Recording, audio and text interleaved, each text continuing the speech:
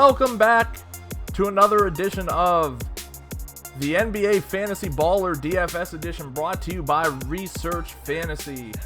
We're here to discuss a very exciting two-game slate of NBA playoff DFS, where the leaders of the series are a combined 5-0, but rest assured, as I say that, these games have not been as close as that sounds.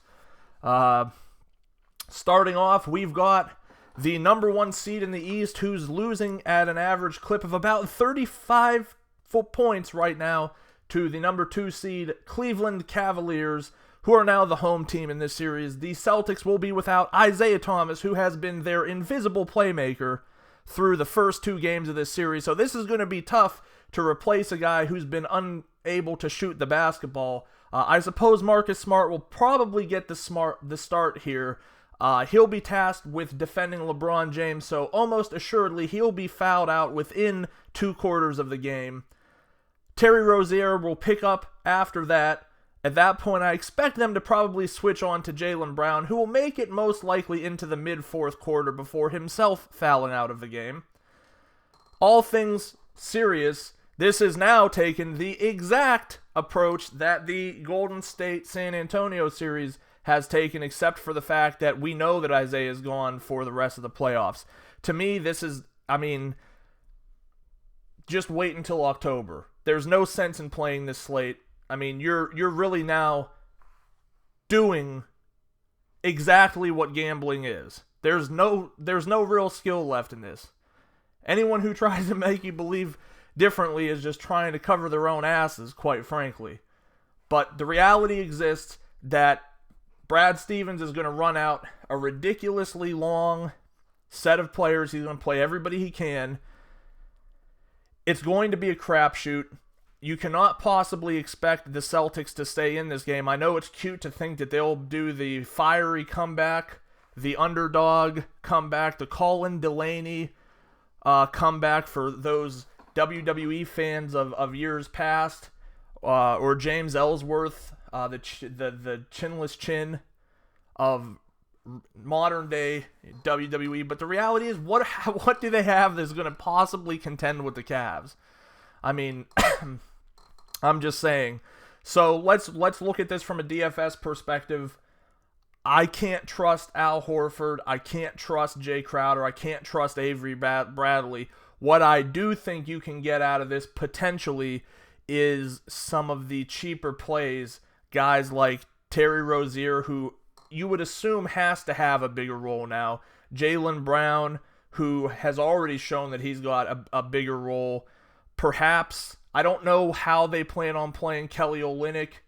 He did see junk time once they had to give up the first game. I shut the game off. I'm not watching garbage basketball for the second game.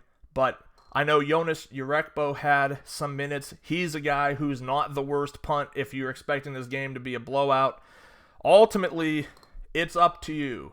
I don't see Brad Stevens, if they get down by 30 points again, I can't imagine them just keeping their guys in there to just get completely trounced. But hey, I really don't know. It's playoff basketball.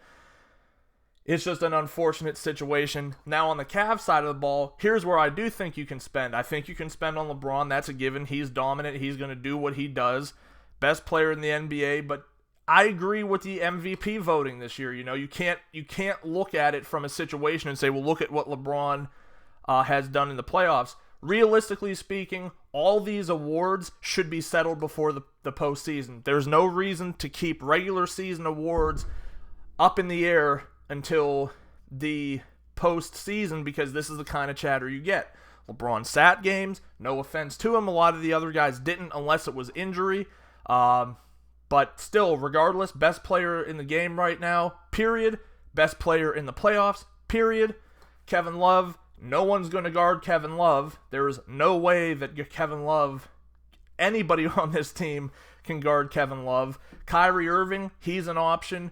Outside of that, Tristan Thompson, again, if he's in hustle mode and he's grabbing boards. But Tristan seems to be the kind of guy that they're pulling out of the game a little bit earlier than the rest of the starters. Only saw 25 minutes in game 2.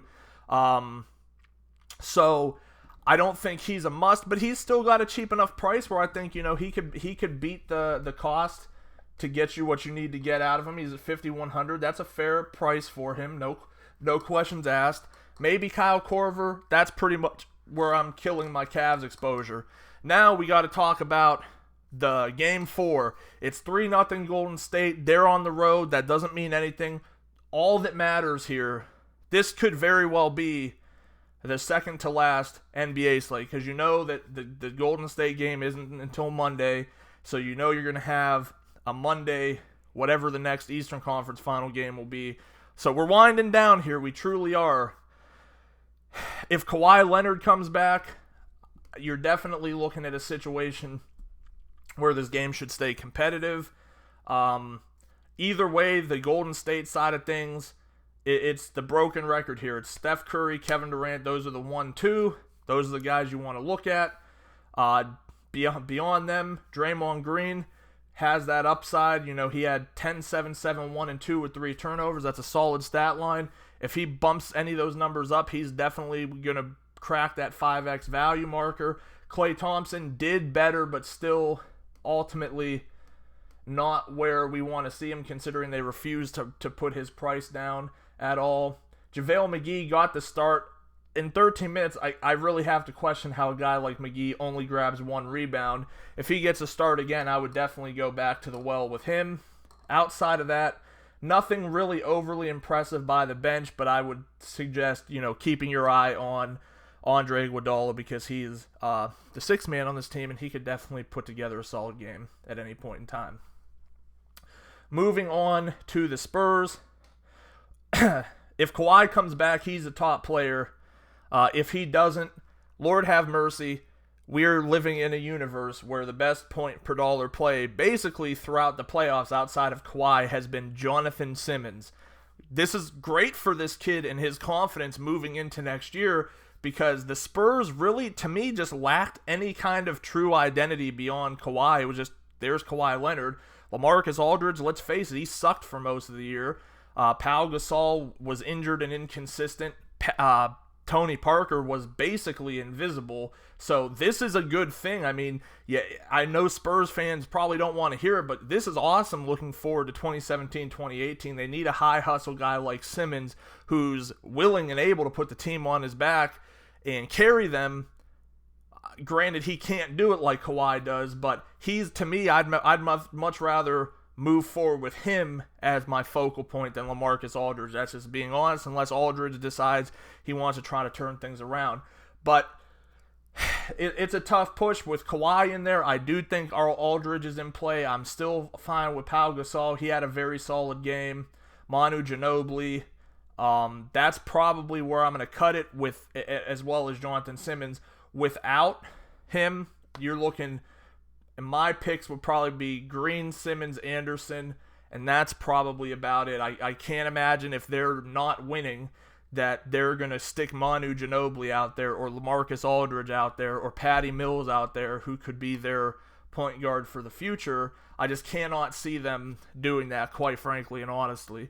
So that's how I would take it. I think what you're really looking at here, pretty simplistic, just my opinion, of course, that if Kawhi's out, you get your value guys from Boston, you get your value guys from San Antonio, you get your big name guys from Cleveland, you get your big name guys from Golden State, you mix them up in a pot, and that's how tournament lineups are born. Thanks for watching today. Wish we had a more optimistic view of things. It's just not there right now. This is ultimately what I would define as a worst-case scenario for the end of the NBA DFS season, but it's been a good year. Next year, I'm sure, will be even better. Thanks for watching today. Make sure to subscribe to our YouTube channel below. Head over to Facebook, like us there, follow us on Twitter at Research and Win, and join us again tomorrow.